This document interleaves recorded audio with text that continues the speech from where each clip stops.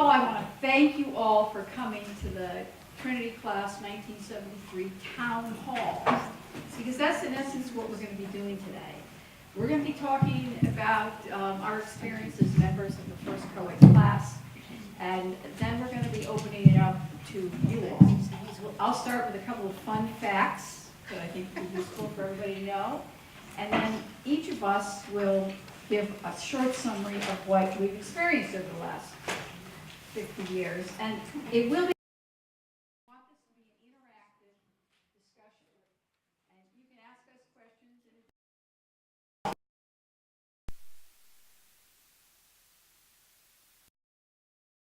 We all came to Trinity, the four of us, and there were roughly 100 women in our class in the fall of 1969. By the time we graduated in May of 1973, we only had 60 folks left. The dropout rate was rather dramatic for a myriad of reasons, and I'm sure as we go through our stories, you'll see what some of them were. And then if you sort of take that group and you pair back the folks that have been involved with the college for the last 50 years, you have the four of us, but I don't know how many more. I mean, somebody else would have to come up with that statistic. But in terms of our involvement, we have Diane Fieri Brown, who, by the way, is our class secretary, has been doing that for years. All right, so if anybody has some notes. And we have Patty Mantell Broad, who has been our class agent, wonderful class agent for a number of years. And keep coming. And Joyce Kraninsky, who's been the president of the class of 73 for how long now? Oh, I'm in my third term. It's not under the U.S. Constitution, so I And I'm Karen Kupferberg, who came to Trinity, did some of these roles, but I'm Trinity's first female math major. A bit of useless trivia. So I'd like to turn it over to my buddy Diane to talk about whatever you want to talk about. Well, I'm going to make this very quick. Diane Fieri Brown, in the class, 69 to 73, and then went directly from here to get an MBA at the University of Virginia in 75, and then went from there as a securities analyst with an insurance company in Massachusetts. Married a classmate, moved to Ishpeming in Negaunee, Michigan, in the Upper Peninsula. I don't know where, but it is iron ore mining, country for North America. And 3 children, and 5 moves later, came back to Connecticut.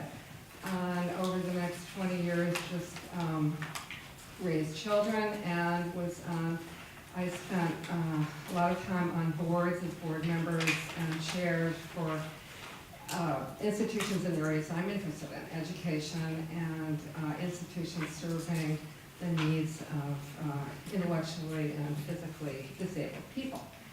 So I have a daughter, Amy, my middle child, who came to Trinity, was in the class of 03, stayed involved with Trinity. My 4 years here definitely impacted the way I navigated, the past 50 years. I had a great, my favorite story was my interview here versus at Mount Holyoke, and I don't know that we're going to start with stories yet, but I'd like to share that with you before the morning is over, afternoon is over. I think Go for it. Oh, go for it. Okay. So Trinity announced it was going co-ed. I saw it on the news one night. My dad had come here, my uncle, and I was applying to, women's colleges back in the day when you applied to just a few colleges. And so I thought, that sounds like a good idea.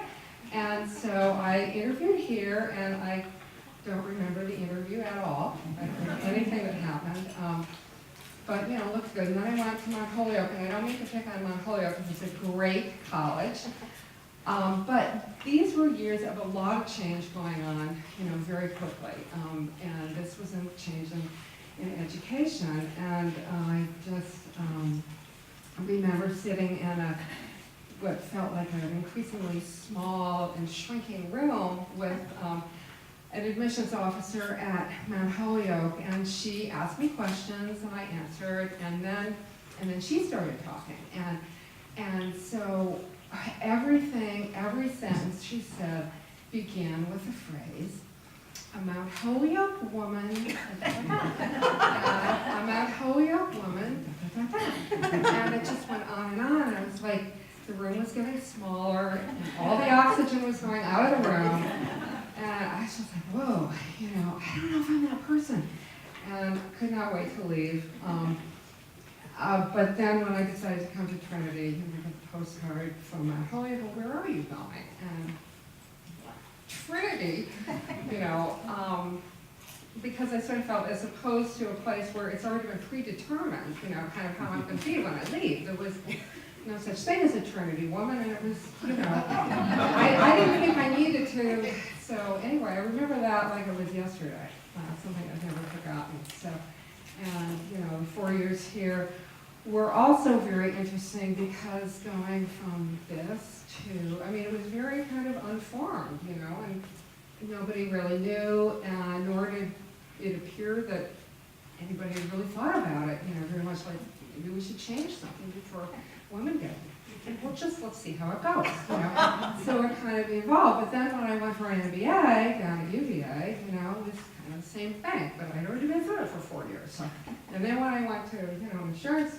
company, as a securities analyst, same thing. You know, it was like the only woman, and let's see. So it served me well. Hello, I'm Patty Mantel Broad, and part of the class. In fact, like Diane, my mother read that Trinity was going co-ed in the New York Times. And I remember it was Sunday, and she said, "Oh, that's a nice place. Why don't you apply there?" Because I applied to all women's colleges. And I said, okay. So I had the first women's interview here, January 20th, with Max Polan. Some of you remember him. And he said, "Oh, it's going to be great. You're going to involve the women in all these changes, and you're going to be pioneers." I thought, that's kind of exciting. No one else has said that to me. So Trinity became my choice, and I stayed for 4 years, although junior year I did go to Spain on a Vassar Wesleyan program, because we didn't have a Spain campus at that point. And our daughter went here, and she was class of 06, thank you. Didn't forget that. And I think that I would say this to her, I think she had a better time here than I did, although I had a really good time here. But I think by that decade, more things were figured out than women. I majored in history, I think you did too. There weren't very many of us. Yeah. And I went for oral comps, which were kind of difficult, sitting there, one woman and 3 professors, defending my questions. And I made it through. And at the end, I didn't know this was going to happen. They brought out the sherry. Half glass of sherry. Okay. So that would be pretty clear in my mind. But it was an interesting time. One of the things that they didn't provide was a lot of amenities for the women when we were here. They gave us the old men's locker room, and the boys, or the men, had the new locker room, but to get to the old steam room, they had to go through the women's locker room. And they were used to just parading around as they were. But we weren't used to that. So we quickly had to go and ask the athletic director if the men would mind wearing a towel when they went to the steam room. I remember that too. It wasn't so much fun. But I also was on the first women's tennis team. Very different from our teams now. It's like, you want to be on the tennis team? Come on out. And I remember our coach was saying, okay, well, we're going to train. And we all looked at her like, train? So that was new. After college, I became an educator, a teacher. And I went to Watkinson to teach, which is a private day school here in Hartford. Had a wonderful experience. Our headmaster, Charlie Todd, had graduated from here. Jack Chatfield actually interviewed me on the hill of the soccer field, and then he came back to teach here. So that's kind of a formative way of me learning how to be an educator. And then I went on to public school. So I taught for 39 years, and I have retired. Did get my master's here while I was teaching, so I was taking one course at a time. But got my master's in 1980, and then I got a second master's. So education has been a huge part of my life.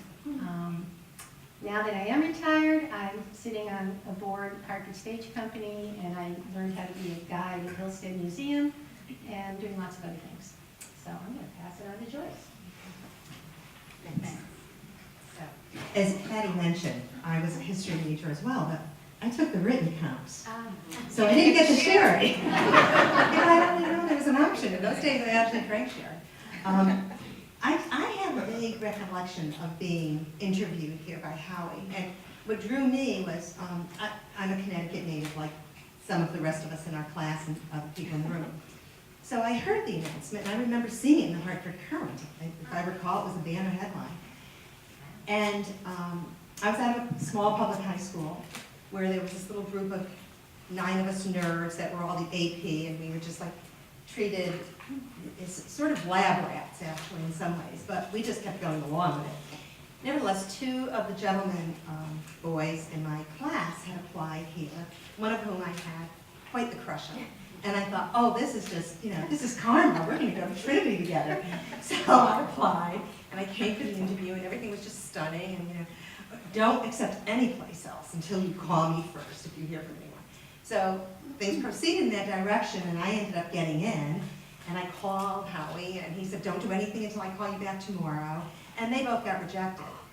So I came alone and had to make new friends, new male friends at Trinity, because the old ones ended up somewhere else. But I was a history major, and that was interesting because in that particular major, although I think this was probably true in other majors as well, and other ladies could tell us this, it was not uncommon for me, particularly the first couple of years, to be the only or one of only 2 women in the class.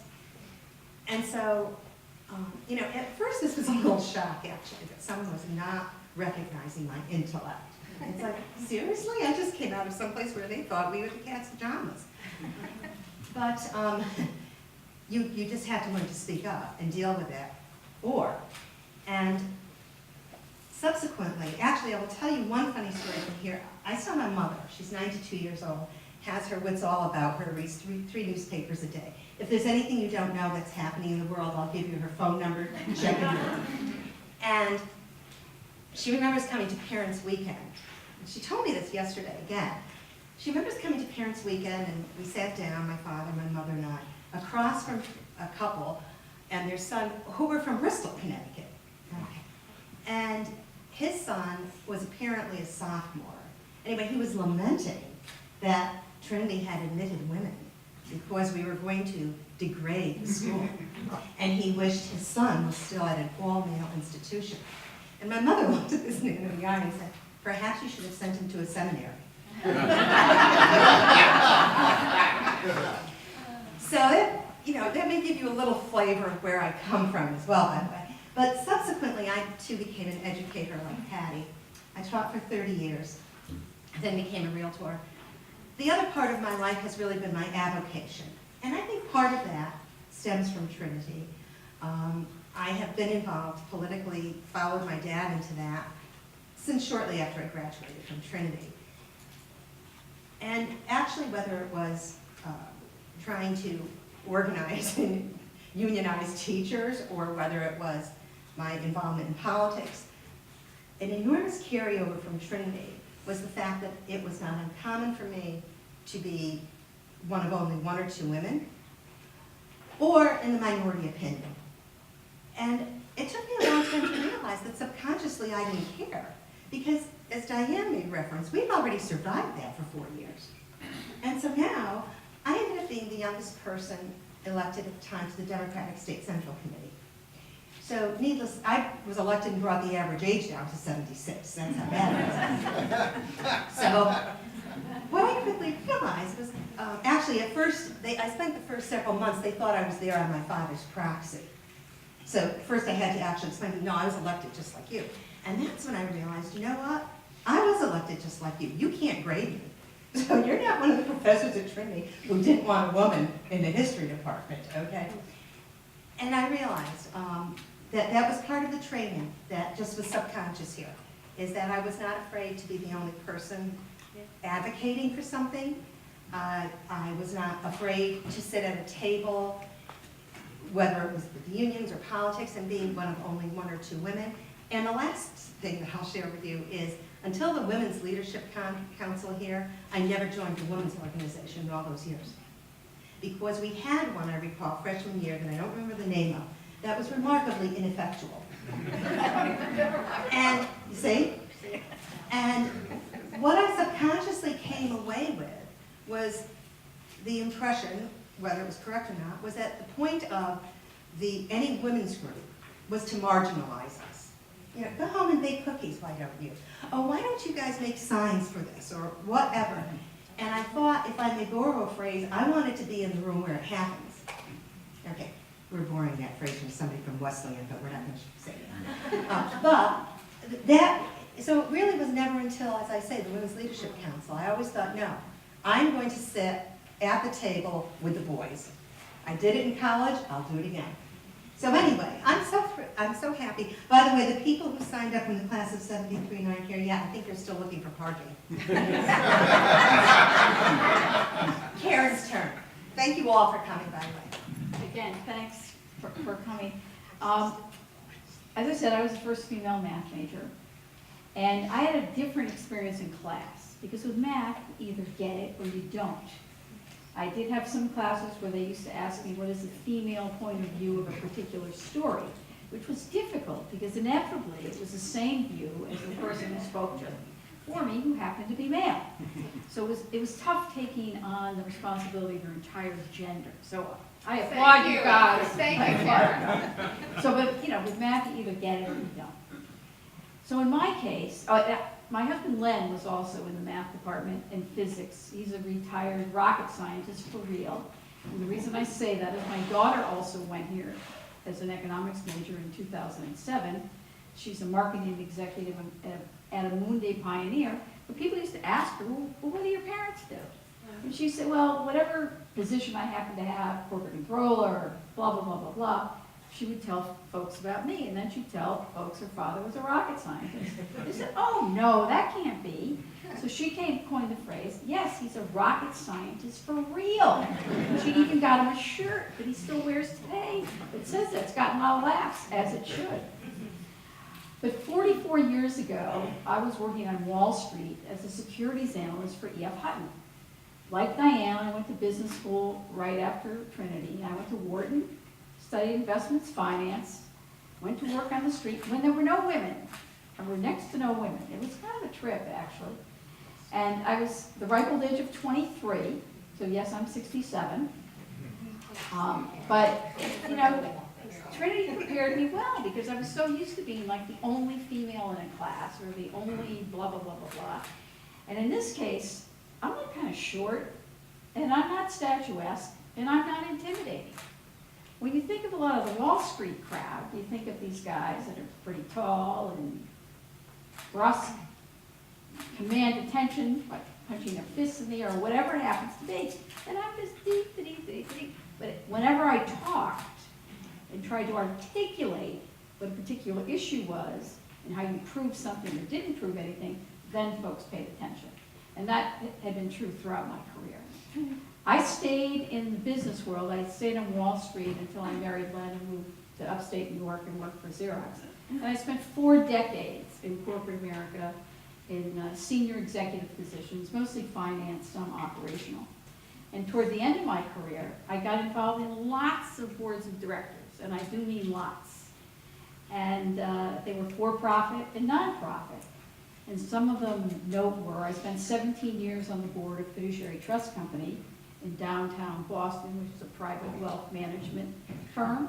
I spent 12 years on the board of the Boston Area Rape Crisis Center, 4 years as the treasurer and 8 years as the president, which was a most gratifying experience. I'm involved with the Boston Area Rape Crisis Center today.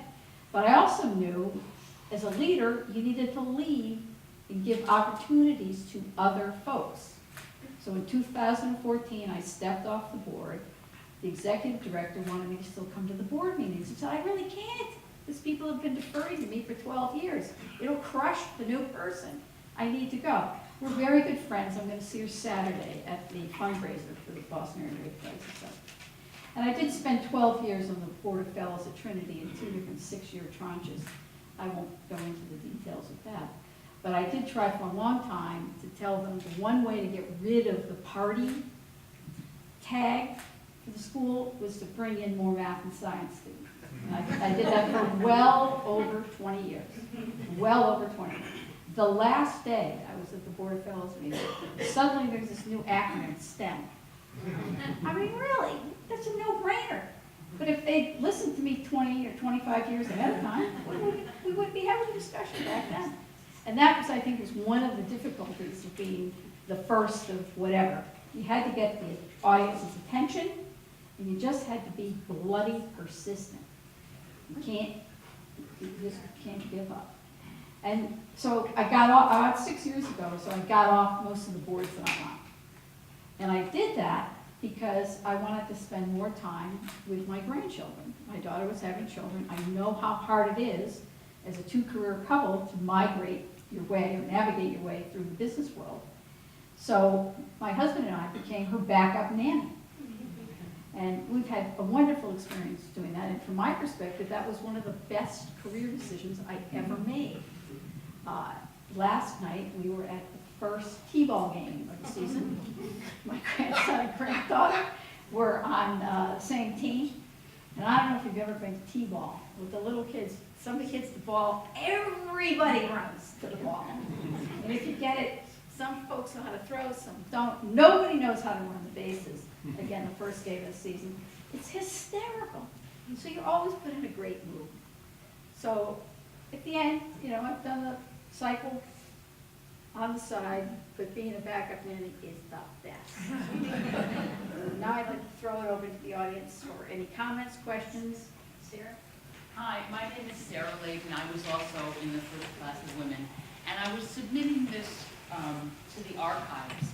And since some of you talked about interviews, I wanted to go over how mine was. I'm just going to read it. In 1969, there was much ado about Trinity College's decision to go co-ed and to accept women for the first time in their upcoming class.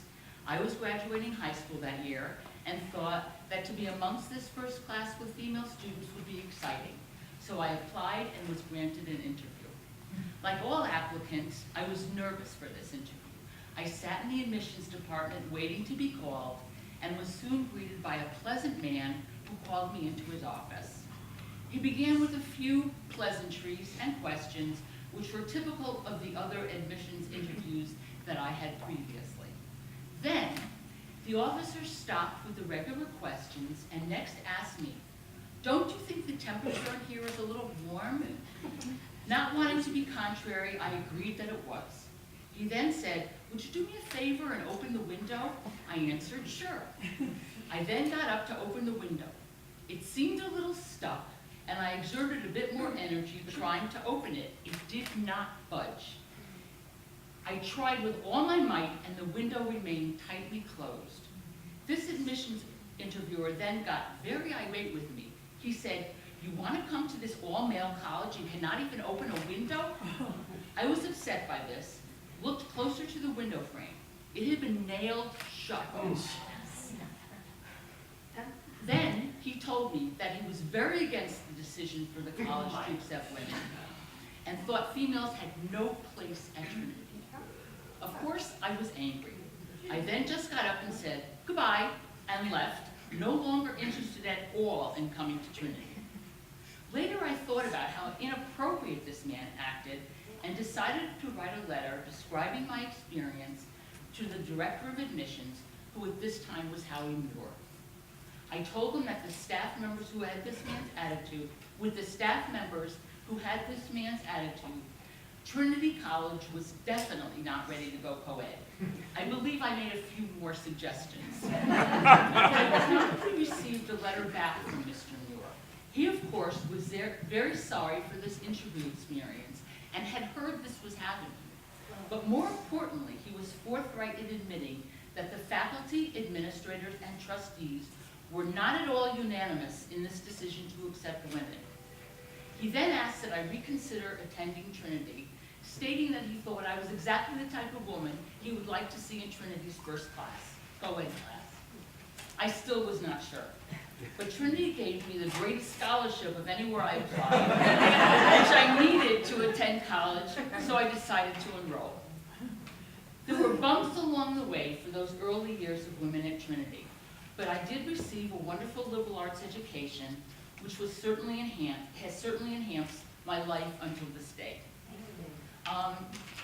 I want to say a few things about what happened afterwards. I first decided to go to medical school, went, hated it, left medicine, and then became a Connecticut State Marshal 33 years ago, which I'm still doing now. I was a little surprised when I was at Trinity at the attitude of a lot of educated men towards women. When I became a state marshal, there were 2 of us, and lots and lots and lots of men. I became pregnant when I was after about 10 years, and I had a bad pregnancy and was confined to bed. I lost a lot of salary. After I had,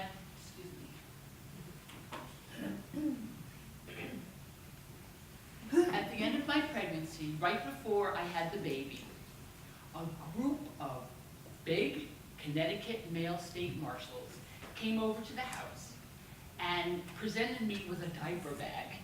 I said, okay. I looked inside it, and they had, all of them had collected a portion of their wages and given it to me to make up for the wages I lost during my pregnancy, which showed me education has nothing to do with how you feel about women. These men were the last women I thought would, the last men who I thought would support me. And to this day, I've been doing this 33 years, they still do. That's my story.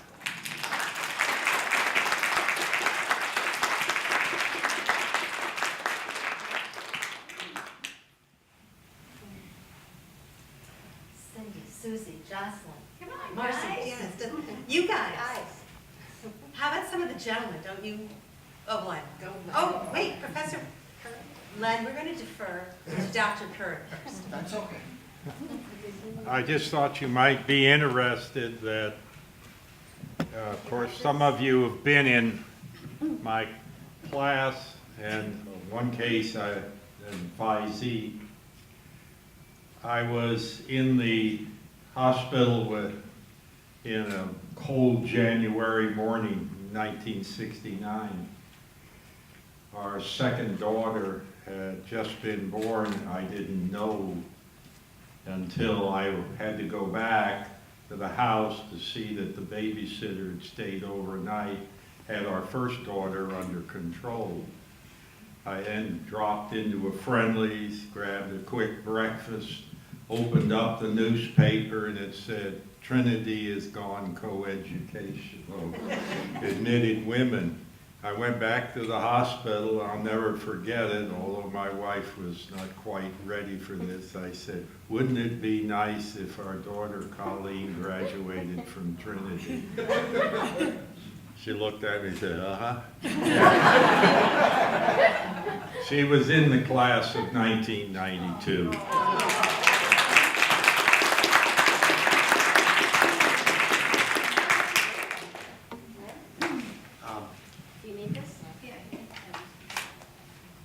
Yeah, I was also in the class of 73 with my friends here, who I'm always delighted to see.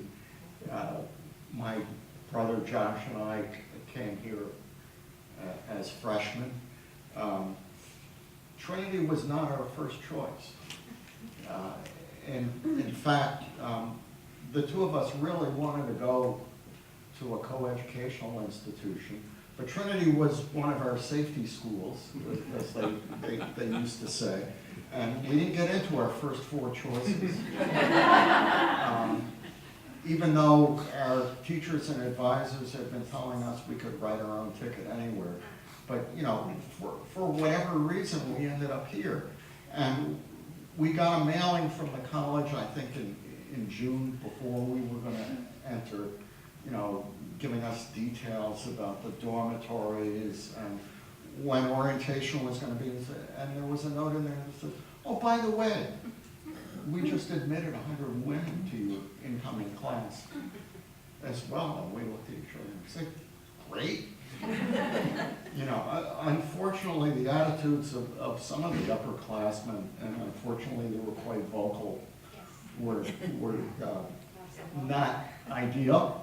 Scott and I were talking about that a little earlier. Alan Marcusotto. Yeah, Alan Marcusotto. Just go back and read his columns in the Oh, Tripod. my Yeah. You God. understand the He was a- 40% who dropped out. Yeah, he was a senior that wrote for the Tripod. He hated us. And I think one of the interesting segues, as far as the Tripod went, is our sophomore year, that the editor of the Tripod was Susie Heschel. So, Yes. so much, Our class. yeah, our class. So, you know, so much for Alan Marchisotto. But there was a lot of bad attitude, and I really, in looking back, have to really admire the gumption and the courage of the women that stuck it out with us. And unfortunately, those sorts of experiences out in the so-called real world are still going on. But, you know, we're glad they stuck through it, through all the weird experiences. It seemed like we had every creep in Hartford coming here to look over the co-eds. Some of them were enrolled here. Yes. Some of them taught The here. guy in the library would make us, you're right. You know, it was reported to me during a faculty meeting that George Cooper, who was the head of the history department, got up and stated, because they were talking about whether they felt they needed to hire chaperones for the women. And George Cooper said, Trinity women don't need chaperones, their faces are their chaperones. Right. He was eliminating. Yeah. Yeah, so,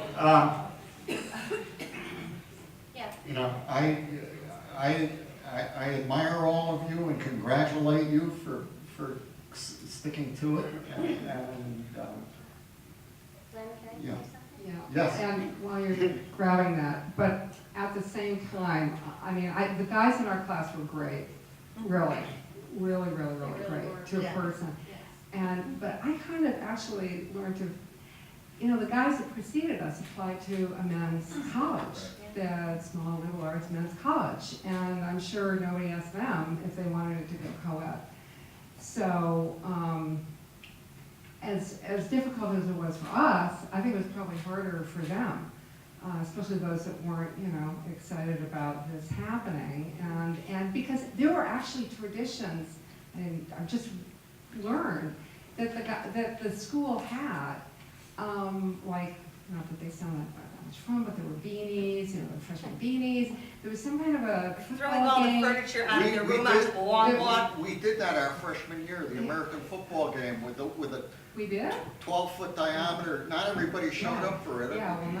I mean, it 12-foot was, yeah, diameter ball that you had to push. pushing this huge push around ball, on like the all the field. freshmen had to push this gigantic ball down the football field against all the rest of the school, supposedly. Against the sophomores. Oh, And okay. supposedly, if the freshmen didn't win that game, they had to wear their beanies the rest of the year. Got it, okay. Well, so that tradition went away, and presumably there were people that liked that. So, you know, they may have been associating us also with a change that they were sorry to see happen, so, just in defense.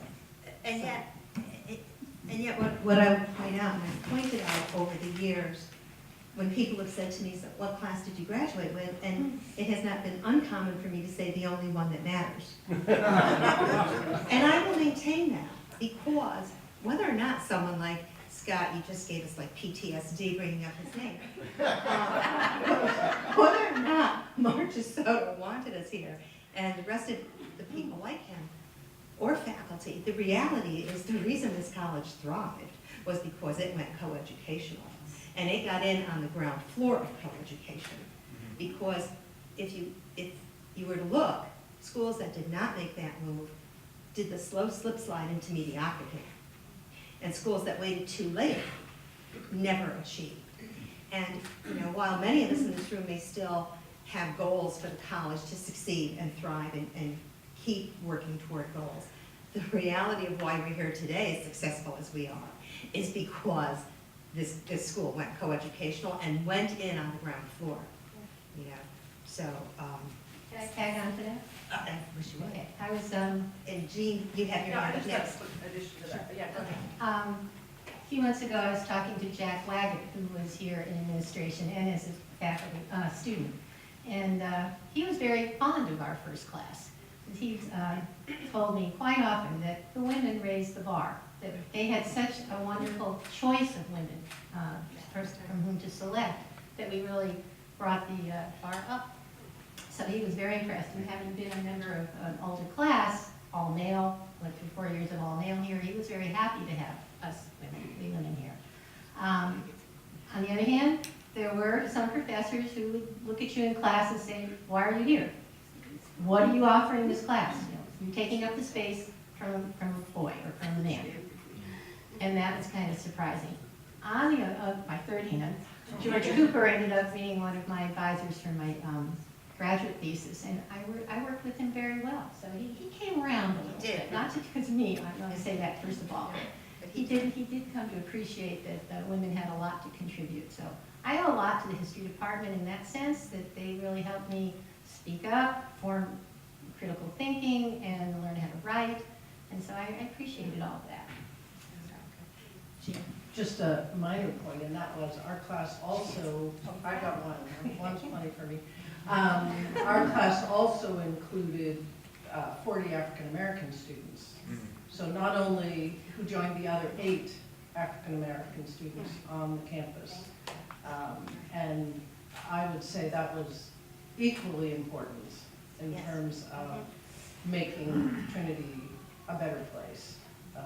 Because, it was as hard as it may have been for the women in our class, it was harder for the people of color in our class to be here. I mean, Trinity was a pretty elite, it was the class before us where the number of public school kids equaled the number of private school kids. Right. So it had been a very elite, private school-oriented, white male institution. So our class was a lot of changes, women being part of it. But, it was also the year of the student strikes. I mean, it was a pretty tumultuous year all around. So not only were people upset at women on campus, the world was freaking falling apart for a lot of people who had a certain view of how the world should be. So, but yeah, I think that was a big change. So I'll take it. You're going to say something?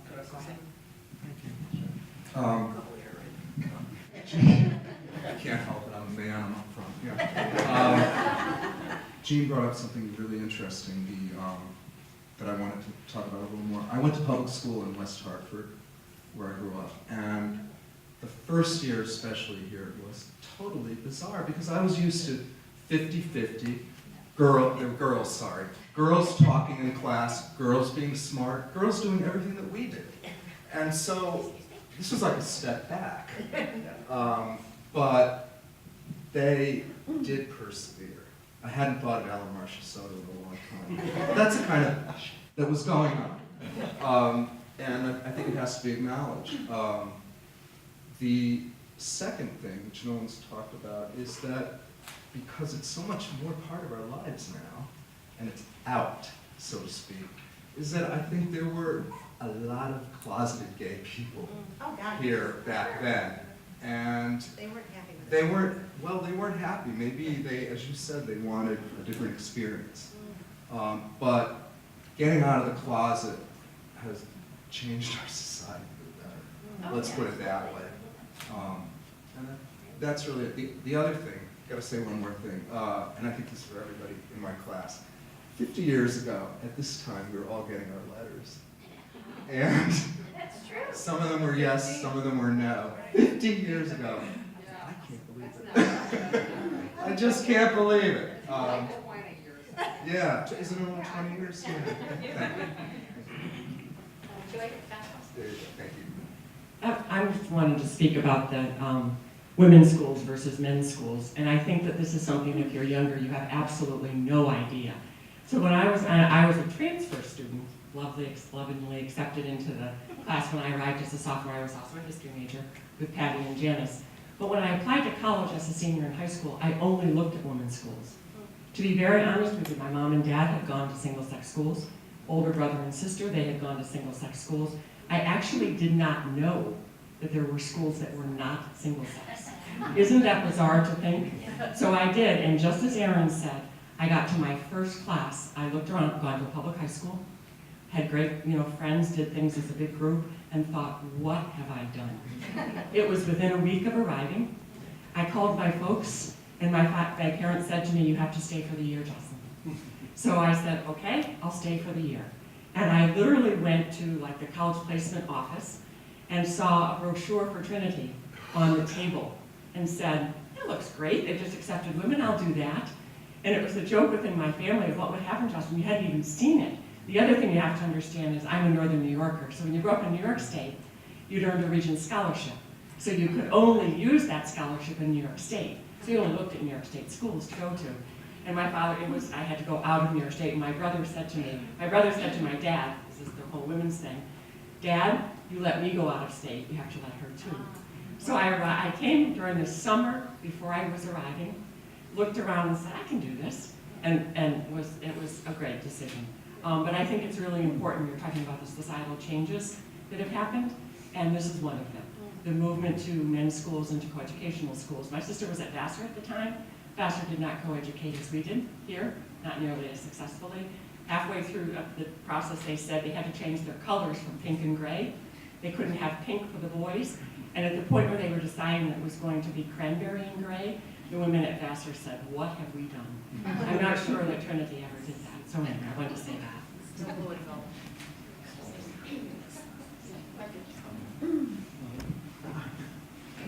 Stand up? Sure.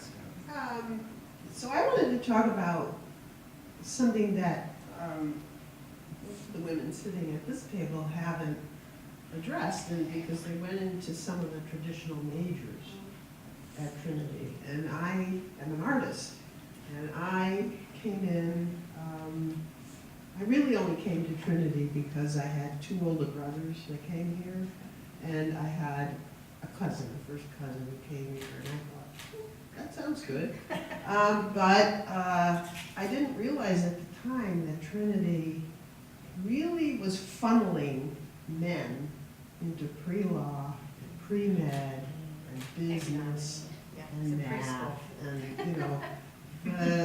the experience of going into the arts was bizarre.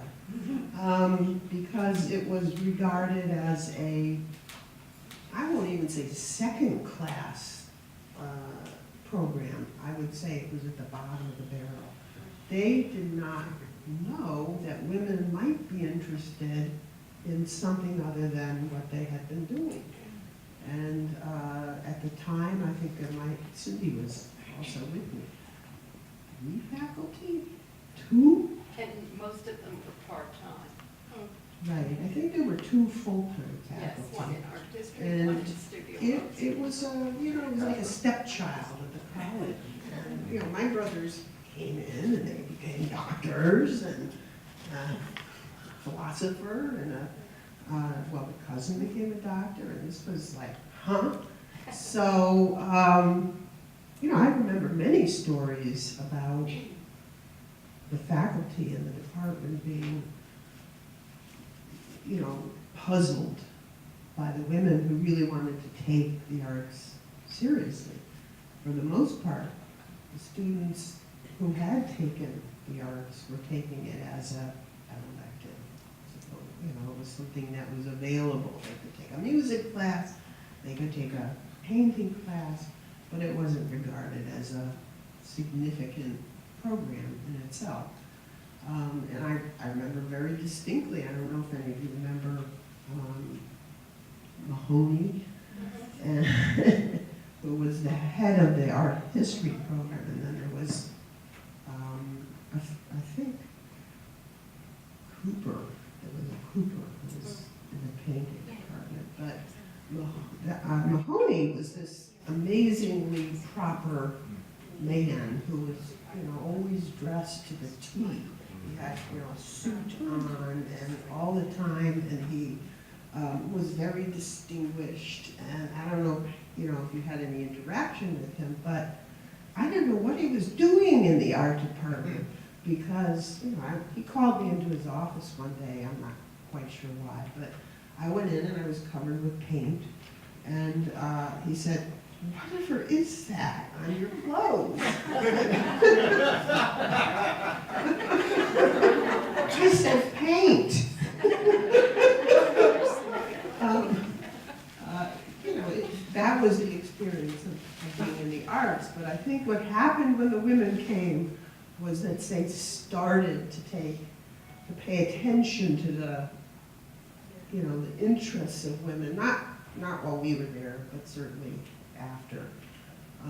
And I was one of the first individuals, I think maybe the first, to arrange to take classes over at Hereford Art School, University of Hartford, because the program here was so inadequate. And Trinity, I lobbied for that. And Trinity did provide transportation over there, which was a coup. So that's the arts of Trinity. Cindy, you want to add to that? Yes, I do. Susie and I had a fairly similar experience, and I want to start back a little further. I grew up in New Britain, real working class kid, and I must say, to be positive, Trinity gave me an amazing opportunity. I had a huge scholarship. My brother, who followed me, who sadly died last year, also had a marvelous Trinity experience, which was paid for.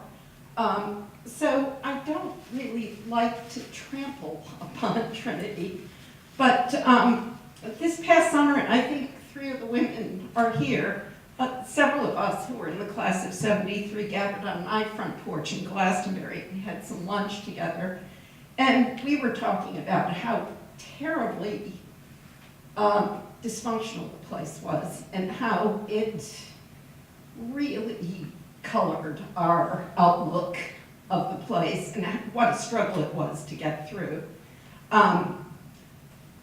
I have to say that what saved me in my career here was finally going into the Rome program, the final semester of my college years, and it changed my life. It totally changed my life.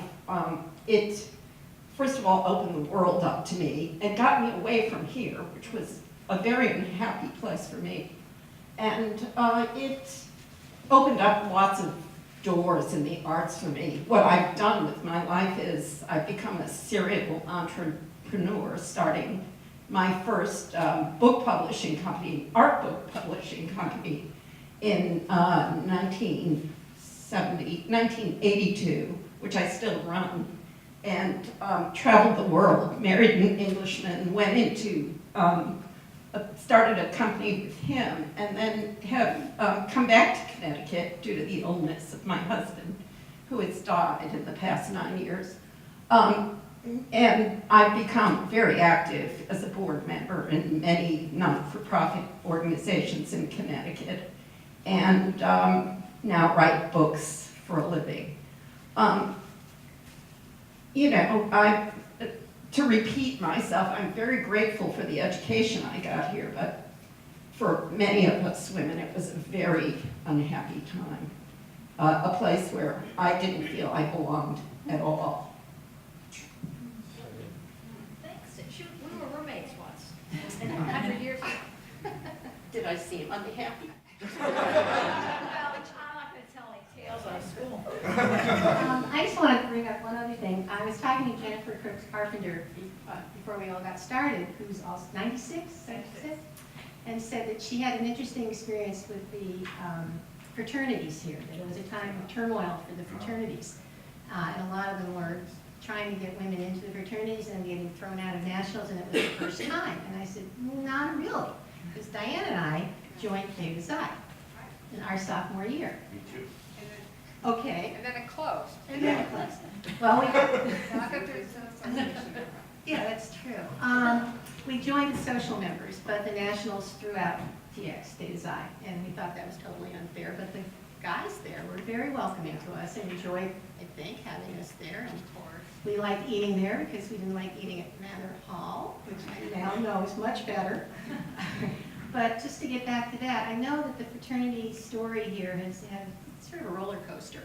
So there are sororities here now, I understand. There were when my daughter was here. She didn't join one. Did your daughter? No, they weren't into it. But I'm not sure Trinity has figured that out yet. So I think that's something that we need to continue talking about, is the fraternities and the sororities and what that represents on campus. So, When you decide that the answer to fraternities is to create sororities, I've always considered it analogous to when, back in the 70s, they created Playgirl and had Burt, what's his name? So that, Burt Reynolds. So that the answer to objectifying women was, wait, we'll make it equal by objectifying men. Yeah, that's not how it works. And that has always been, I think, something I've always been disappointed with the college, is that they have never been able to find a way to create an inclusive, positive, social experience and environment for the students. Because when I talk to students on campus now, like I met some of the people that will join like sororities, some of the women, and it's, well, it gives me a place to belong. How big is this college, for heaven's sake, okay? So, but I just, it's kind of interesting that, yeah, they sort of, I don't know. yeah. So I was wondering if anybody had some comments on that. Or not. And also, I noticed, if I may be so bold, Dr. Painter is in the audience, and see if you have any recollections, and Dr. Curran, Dr. Painter, you actually lived through the transition. Oh, Dr. Gordon, back there. You gentlemen might have some comparative observations from The other side. It's more than delightful to see you here. From the history department. Thank you. I got my acceptance letter 65 years ago.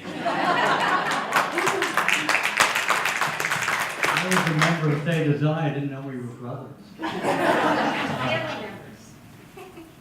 Lots of memories, of course. And as people have alluded, it was such a time of transition, and transitions are hard. So we were taking students of color. We did go co-ed. Vietnam was working there. All the issues and so on. One of the things we did do, I was on the curriculum review committee, and that's when we went into the open curriculum. And I do remember our initial proposal still included a number of requirements and so on. And the faculty said, no, that's not good enough, and they went to the open curriculum. And I just revert for a moment, I became a curricular relativist because the open curriculum worked beautifully in the 70s, because I think it attracted a lot of students who wanted to take advantage of the opportunities. By the 80s, the students were coming, in a sense, to avoid taking math. I mean, to avoid requirements. It was time to change.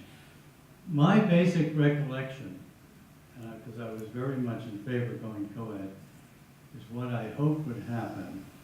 Patty alluded to it. We dropped the dumbest men and took a lot of really smart women. And that was a very good move. I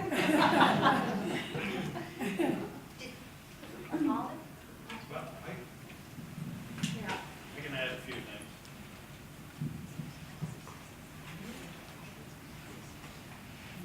Pass the torch. How are you? Oh, yeah. Well, I wasn't here at the beginning of your session, so I don't know what's been said because I was in class teaching, which is what I'm supposed to be doing. And I was hired by Michael Mahoney, by the way. And you'll be happy to know the problem was you graduated too soon. Because some things did improve dramatically in the course of the 70s, in particular in the 80s, so that the arts was less of a stepchild. Certainly the art history program grew to have 5 full-time faculty members and was had as many majors as the chemistry department. So that's, waxes and wanes.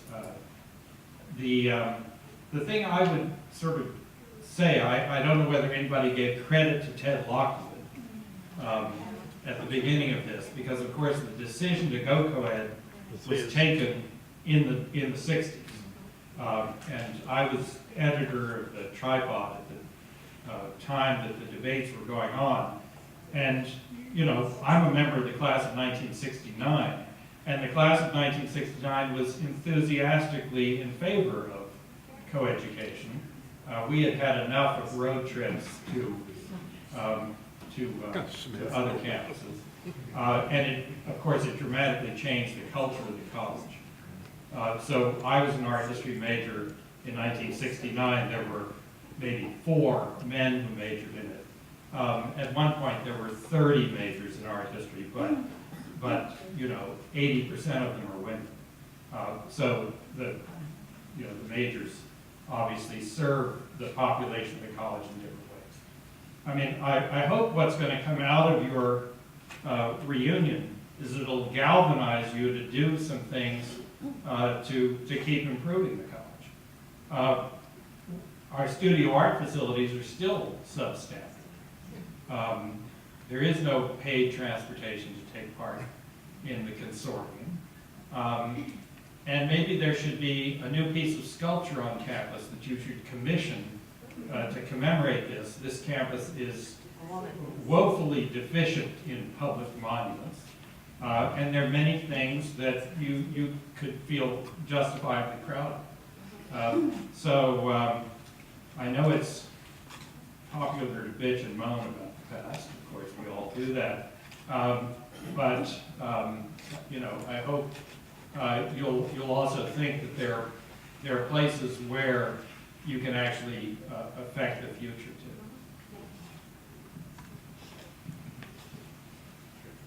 too. Hi, my name is Wayne Leghorn, and I grew up on Brown Street, about a mile away from here. And between Brown Street and here is the original Buckley High School, Wethersfield Avenue.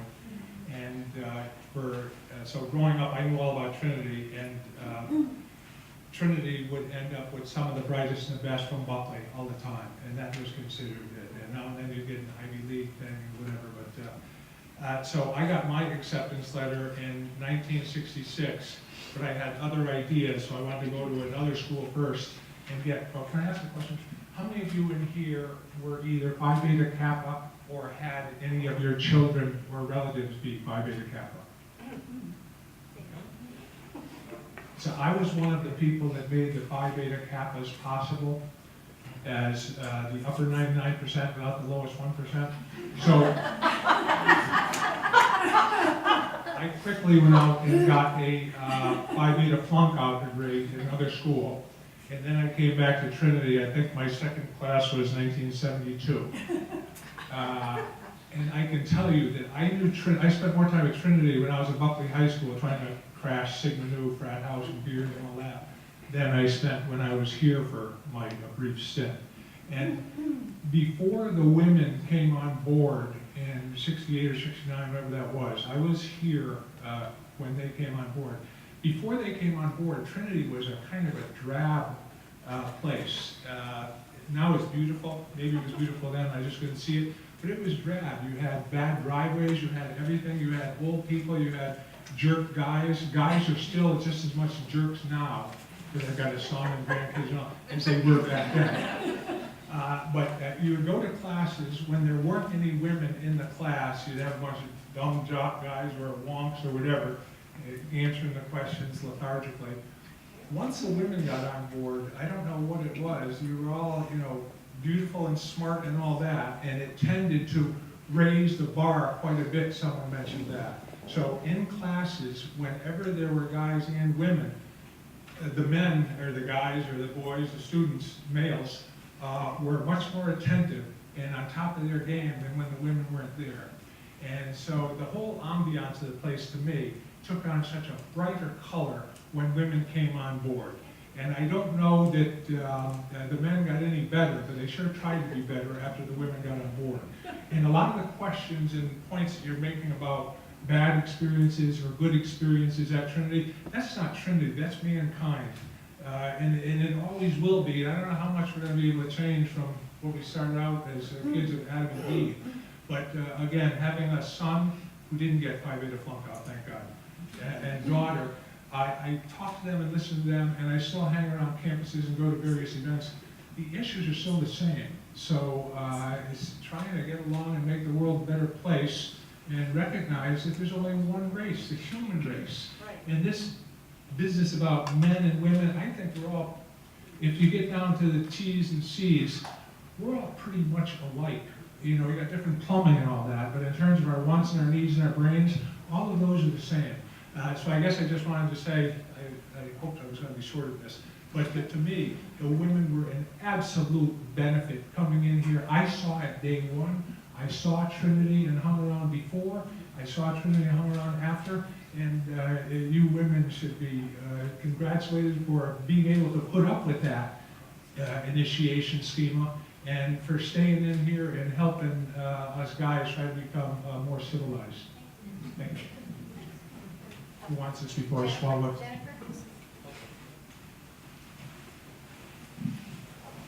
My name is Jim Walcott, and I'm in the class of 71. And just as a historical note, it was stated that we weren't asked, but we were asked as a group before the decision was made to accept women here. I remember this very, very well. We were the last people asked because I remember we were given the opportunity to vote as a group, and I believe that you can find the actual results of that vote in the archives of the tripod. And I think those results were announced just a couple of days before the board meeting that voted for the acceptance of women. And as I recall, it was overwhelmingly positive towards co-education. So, and I was thrilled with it. I was surrounded by people who were thrilled with the idea, and Trinity made a huge difference in my life in so many different ways. Can you pass that to Jennifer? I think you said that it was 100 women started and 64 ended up making it. 40% drop. Right. So I wanted to ask about those women. It was a tumultuous time, I think, here, but also worldwide. Such a crazy time for women and different reasons why they may not have stuck it out for those 4 years. Some of them may hopefully graduated later, but have you been able to sort of integrate any of those women back into the class? Has there been any effort for that, or have you maybe kept track less formally about maybe their reasons or where they ended up? Did they go to They girls' left schools? because they were unhappy, so they weren't looking to integrate back to college. Some of them did. Right. Some of them have come back to all of our reunions, but not their own. Like, My college roommate, one of my college roommates, freshman year, she just transferred to she went out to Berkeley, she left Berkeley, she came back east. She was finding herself, but Trinity didn't seem to be it for her then. But I'm still in touch with her. Great. We have anecdotal stories. I mean, a lot of anecdotal stories. We don't have any data. Because the school they didn't do statistics on the first class. I did my own personally because I'm a math wonk. But, I had a professor my freshman year, psych professor, who hated women. He was going through a bad divorce. The first day, he trashed the gender and made it pretty clear to every female in the room that we were despised. We were useless entities. And if you went to see him at the end of class to ask any questions, he would see all the men first, and then he would see the women. He only lasted a year, but that was very traumatic. You know, geez, I'm sorry you're getting divorced. That's nothing to do with me. But he made it all of our problems. And a couple of the people out of that class, women just said, hey, I'm out of here. This is cuckoo. And I think if you were a financial aid student, which I was, when I came to Trinity, because it gave me those grant money, full stop. My first choice was Mount Holyoke. I got in.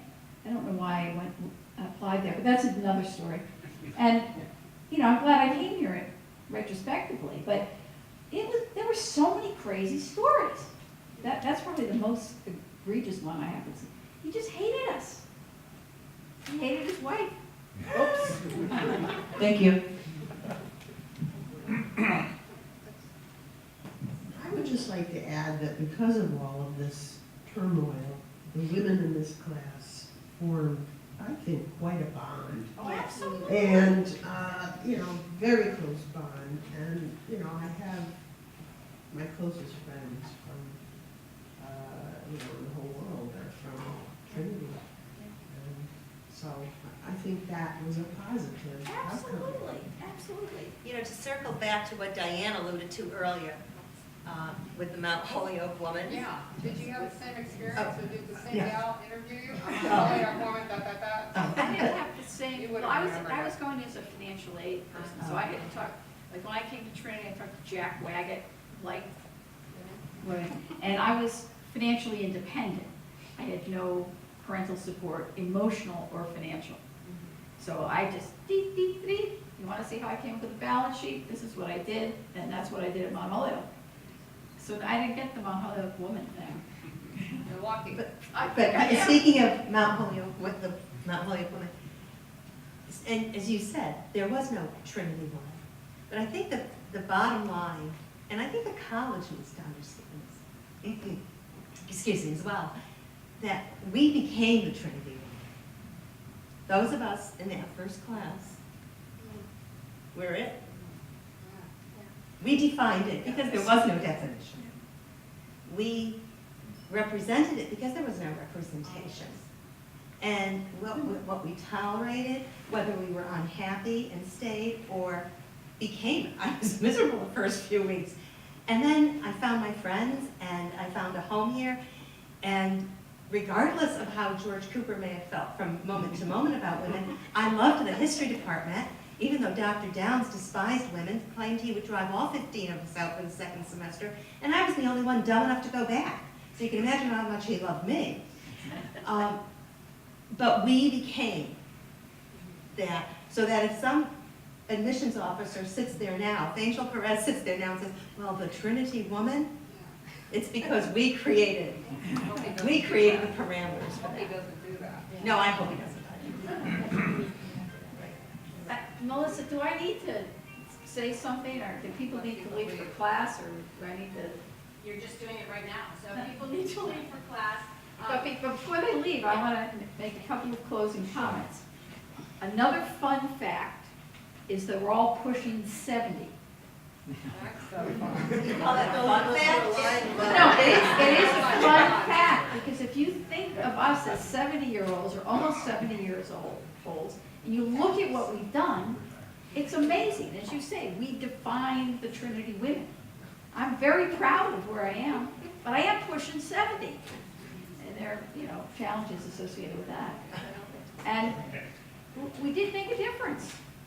I met one of the Board of Trustee members that voted coeducation at our 25th reunion. And he did say they took the bottom third of the men that they were going to accept and threw them out and got women with much better credentials. That's right. So in actuality, the boat floated up, and it's been floating up for the last 50 years.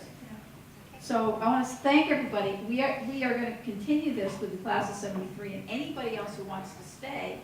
But, I did want to, Clean up lunch. I hope they're cleaning up lunch. Cleaning up lunch. Oh, well.